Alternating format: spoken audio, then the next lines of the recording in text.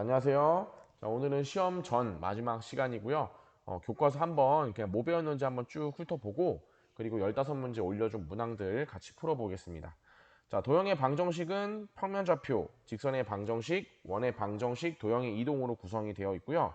먼저 평면좌표에서는 우리가 뭘 배웠냐면 가장 먼저 점과 점 사이의 거리를 구했어요. 자, 점과 점 사이의 거리는 피타고라스 정리를 이용해서 이제 증명을 하게 됐고요.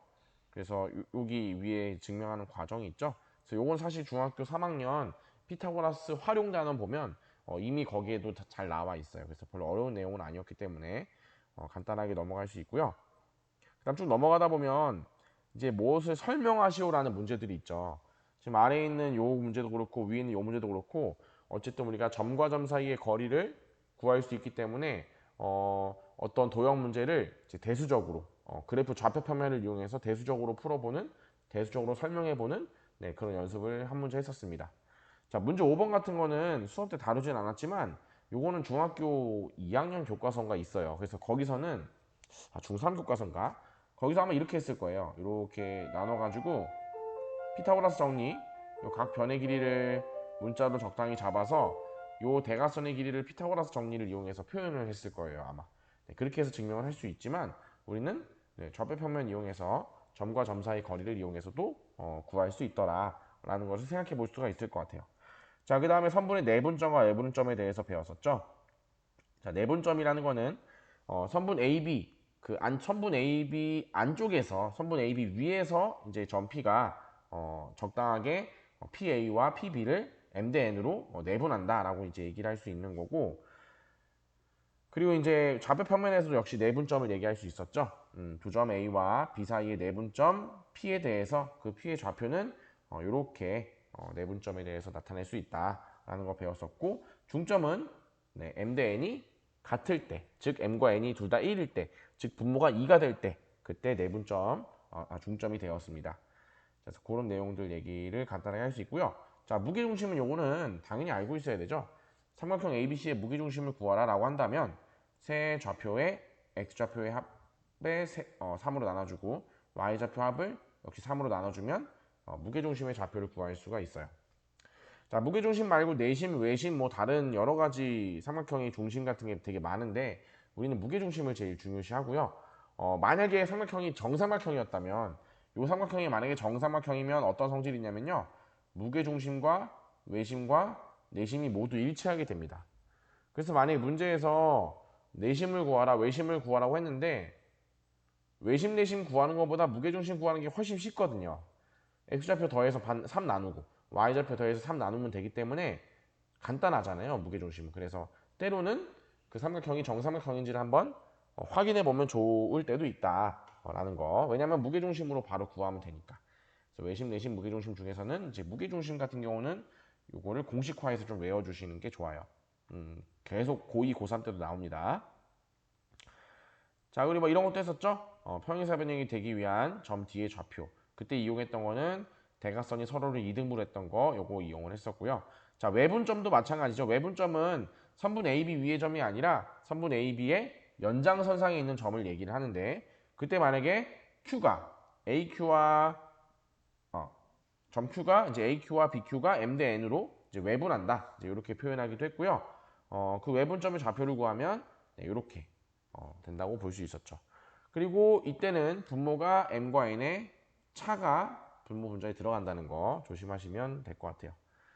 자, 쭉 넘어가서 자, 이런 거 지뢰 때 한번 내분점 안 했었고요, 우리는.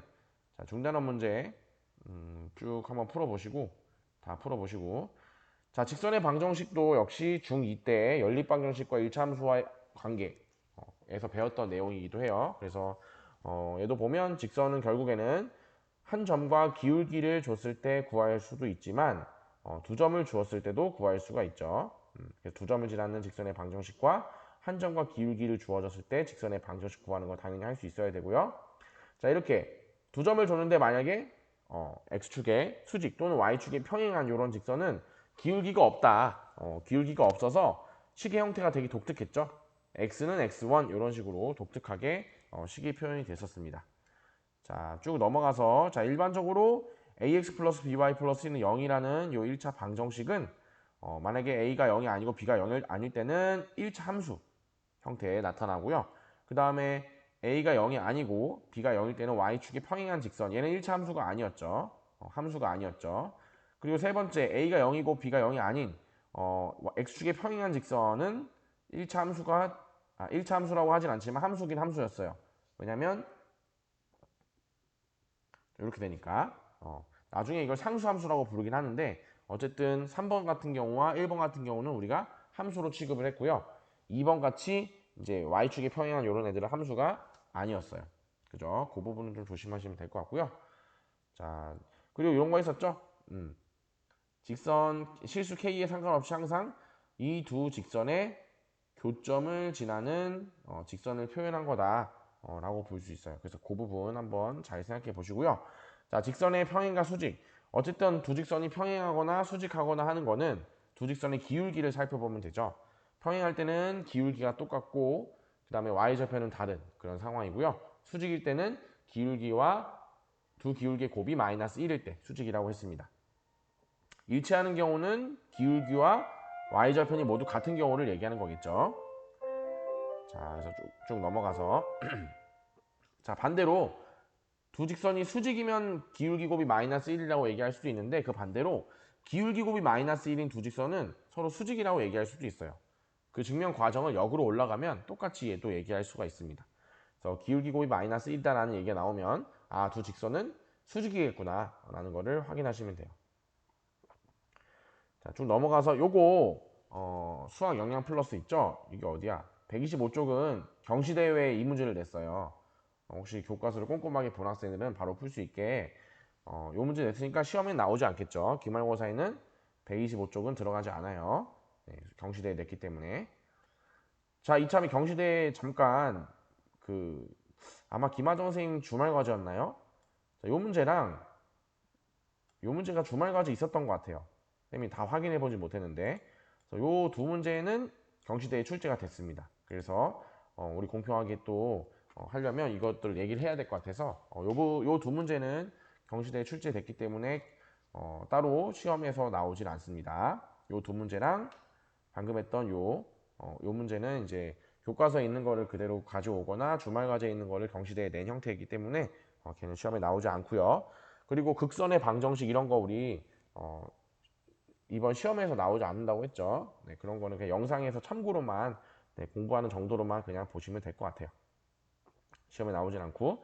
자, 점과 직선 사이 거리. 거리라는 거는 점과 점 사이 거리, 점과 직선 사이 거리, 직선과 직선 사이 거리 세 가지를 얘기할 수 있는데 점과 점 사이는 아까 얘기했고요. 점과 직선 사이 거리는 증명이 되게 지저분해요. 되게 지저분하지만 어쨌든 이렇게 공식을 정리하면 표현할 수 있고요. 활용도가 굉장히 높아요. 그래서 점과 직선 사이 거리는 반드시 고3 졸업할 때까지 알고 계셔야 되는 공식이고 직선과 직선 사이의 거리는 어떻게 구했죠? 직선과 직선 사이 거리는 두 직선이 평행할 때만 얘기할 수 있었죠. 평행할 때만 한 직선 위에 한 점을 고정시키고 그 점으로부터 직선까지 거리를 구하시면 됐었어요. 네, 그 부분 잘 떠올려 보시면 될 것 같고 자, 요거 삼각형의 넓이 구하는 공식도 알려줬었죠? 신발끈 공식이라는 거. 자, 요것도 만약에 서술형에 삼각형의 넓이를 구하라는 문제가 나왔다. 직접적인 넓이를 물어보는 문제라면 공식을 쓰면 안 되겠죠, 당연히.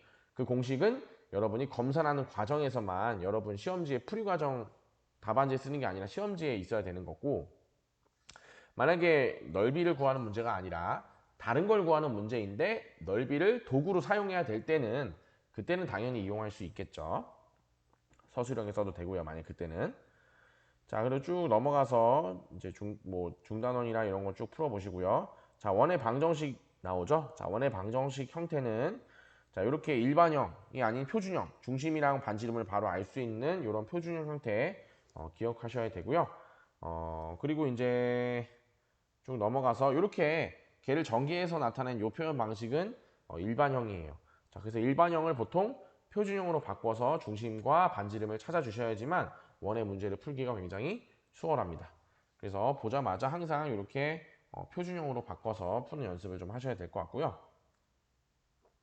경찰과 해적선 추적 문제, 자, 이것도 하지 않았었고 우리는 자, 원과 직선의 위치 관계는 이렇게 했었어요. 중심과 중심과 직선까지 거리와 그리고 반지름 사이 관계를 알면 원과 직선이 몇 개의 점에서 만나는지 알 수 있었어요. 그래서 이 부분 한번 잘 체크하시고요.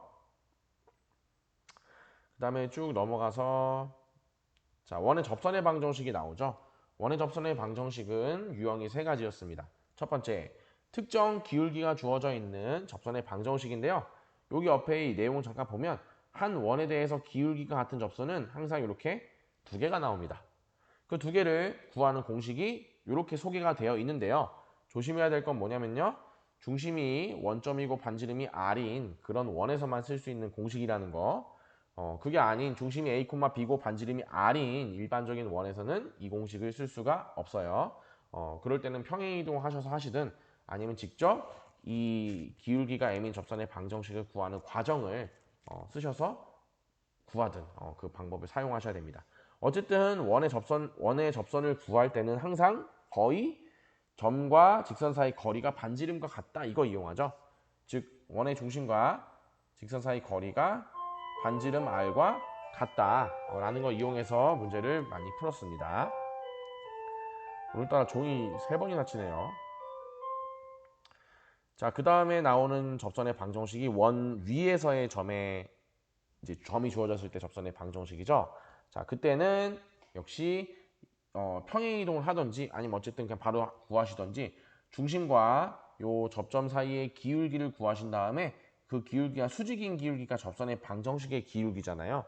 그래서 요놈의 기울기에다가 수직이 될 수 있게 즉 얘와 얘가 곱해서 마이너스 1이 되도록 그 기울기를 조절하신 다음에 이 접점 하나를 대입해서 요 직선의 방정식을 구하면 됐던 문제였어요. 그래서 원 위에 점이 하나가 주어지면 접선은 딱 한 개만 나온다는 거 기억하시면 될 것 같고요. 물론 공식을 중심이 원점이고 반지름이 R일 때는 쌤도 외워서 자주 사용을 하는데 중심이 A, B일 때는 이 공식을 바로 쓸 수가 없잖아요. 그래서 그때는 내가 방금 얘기했던 것처럼 중심과 직선 사이 거리가 반지름 R과 똑같다라고 하면 바로 구해도 되고 아까 했던 방법 아니면 이 중심과 접점의 기울기를 구하고 그 기울기와 곱해서 마이너스 1이 되는 기울기를 구한 다음 이 한 점을 지나는 직선의 방정식을 구하셔도 돼요. 사실 그 방법이 더 간단하죠. 방금 얘기했던 방법이. 그래서 항상 점이 주어지면 원의 중심과 연결해서 기울기를 구한 다음 그 기울기의 곱이 마이너스 1이 되도록 하는 그 기울기가 접선의 방정식 기울기가 되겠죠. 예를 들면 원점과 그 접점까지 사이의 그 기울기가 2라고 했다면 접선의 방정식의 기울기는 마이너스 2분의 1이 돼야지만 곱해서 마이너스 1이 되겠죠. 그런 식으로 바로 공식 외우지 않으셔도 됩니다. 자, 넘어가면 원 밖의 점에서 원에 그은 접선의 방정식 문제가 나와요. 자, 원 밖의 점에서는 여기 교과서 왼쪽 그림과 같이 두 개를 그을 수 있고요. 자, 그 두 개를 어떻게 찾냐라는 건데 방법은 여러 가지가 있을 수 있는데 자, 일반적인 방법은 이 방법이죠. 원의 중심과 직선까지 거리가 반지름과 똑같다라고 항상 식을 세우시면 m에 대한 식이 나옵니다. 그래서 그 식에서 m 값을 구해주시거나 하면 됩니다. 그래서 거기까지 얘기했고 자, 토론하기 요거 수업 때 많이 강조했었죠. 만약에 원 밖의 점에서 원에 그은 접선의 방정식을 이렇게 놓고 문제를 풀었더니 m 값이 하나만 나온 거예요. 중근이. 그 이유는 왜 그러냐면 자, 이런 데서 접선을 긋게 되면 이렇게 기울기가 0인 접선의 방정식 m은 0인 그런 접선의 방정식 하나가 나오고 이렇게 하는 순간 기울기가 무한인 그런 직선의 방정식이 나오죠. 그래서 그런 애들은 이 형태로 표현할 수가 없기 때문에 답이 한 개가 나올 수밖에 없었어요. 그래서 따로 y축과 평행한 즉 x축과 수직인 이런 직선의 방정식은 따로 계산을 해주셔야 됩니다. 자, 쭉 넘어가서 중단원 마무리 잘 풀어보시고요. 자, 요 문제 질문을 5번을 많이 하긴 했는데 요 문제는 여기 0,1이 요 원의 접점이라는 거 이용하시면 쉬워요. 그래서 요 반지름이 1이라는 걸 바로 알 수 있잖아요. 그래서 요 원이 x-1의 제곱, y-1의 제곱은 1이라는 거를 바로 알아낼 수 있기 때문에 그렇게 어려운 문제가 아니에요. 그래서 한번 잘 풀어보시고 자, 그 다음에 쭉 이거 다 풀어보셔야 돼요. 전부 다 풀어보시고요. 쭉 풀어보시고. 자, 도형의 이동이죠? 도형의 이동 우리가 사실 연습할 수 있는 시간이 좀 부족해서 어렵지 않게 냈어요.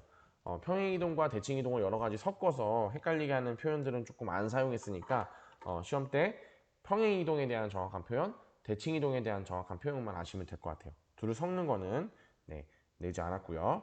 그래서 어쨌든 점의 평행 이동은 이동한 만큼 그 점을 그대로 반영해 주시면 되고요.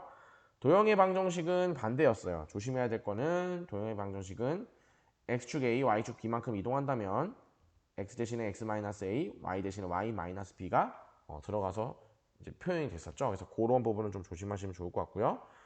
그리고 대칭 이동 같은 경우는 점의 이동과 도형의 대칭 이동이 서로 똑같았어요. 형태가. 그래서 걔를 잘 정리하시면 x축 대칭 이동은 y좌표가 마이너스가 붙고요. y축은 반대로 x좌표가. 원점은 x, y좌표가 둘 다 동시에 붙고 직선 y는 x에 대한 대칭 이동은 두 x좌표, y좌표 순서를 바꿔주시면 되죠. 그래서 점의 대칭 이동도 그렇지만 도형의 대칭 이동도 마찬가지로 똑같다. 똑같다라는 거 기억하시면 될 것 같습니다. 자, 그래서 결국에 쭉 넘어가면 자, 이런 문제 나오고 요거는 다 풀어보셔야 되죠. 네, 요거는 따로 프린트에 있으니까 거기서 설명을 하고요. 쭉 다 풀어보시고 전부 다 풀어보시고 자, 대단원 마무리 평가도 당연히 풀어봐야겠죠. 대단원 마무리 평가도 쭉 풀어보시면 이제 수학 상이 끝납니다. 그럼 이제 뒤에 내용은 이제 수학 하 내용 시작이 되겠죠. 그래서 여기까지가 이제 시험 범위고 요 뭐 일기 자료는 한번 가볍게만 읽어보시면 큰 문제가 없을 것 같고 교과서 문제는 꼭 여러 번 반복해서 풀어보시길 바랍니다. 자, 영상은 잠깐 여기서 끊고 24차시 프린트 같이 풀어보고 답 맞춰 보도록 하겠습니다.